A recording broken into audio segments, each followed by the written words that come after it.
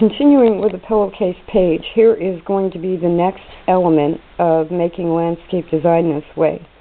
I am going to sew with a flower foot where more permanent plant elements are, but then I have a whole set of flower looms, and I have to make them to scale, but you can see that you can make different types of flowers that would represent different plants.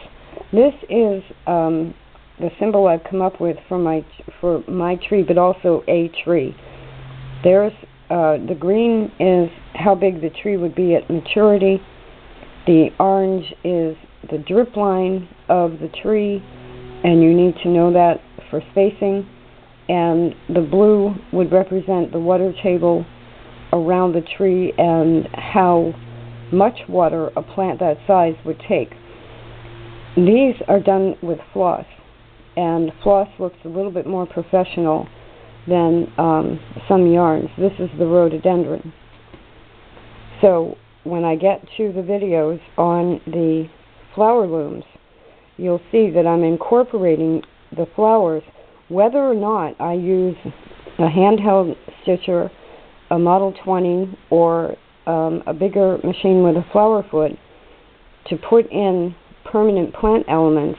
I can then take the flower looms and add a little punch and color to the actual design.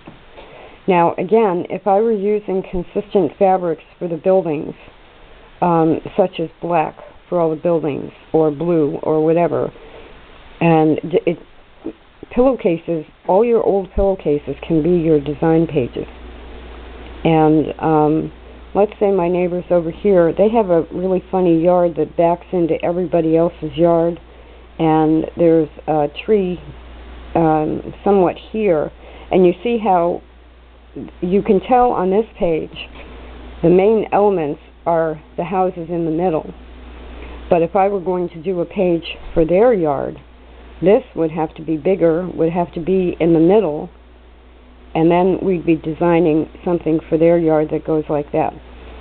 So flower looms, scrap fabrics, inexpensive and easy to use chain stitch machines or handhelds, crochet and floss, scrap yarns,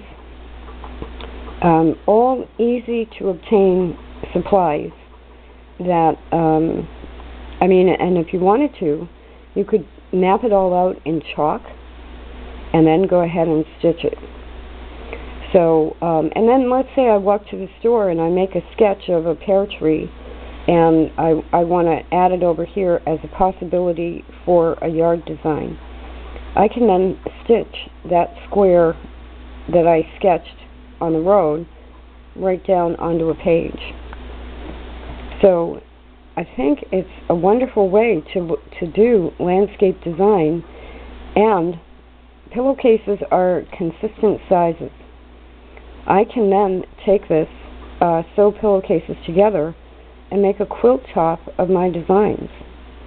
And again, it was at one of the quilt museums I saw the African quilts, and they don't look like this at all. They're very abstract. And I don't think that influenced me, but it could have. I've been moving back toward landscape design, and of course I do the quilting, so I'm trying in a way to combine the two. But I wanted to mention the flower looms, and I will have a couple of videos on all the different looms and how it's good to pick out maybe one set so you have consistent sizes if you're going to do landscape design. This tree was also done on a flower loom.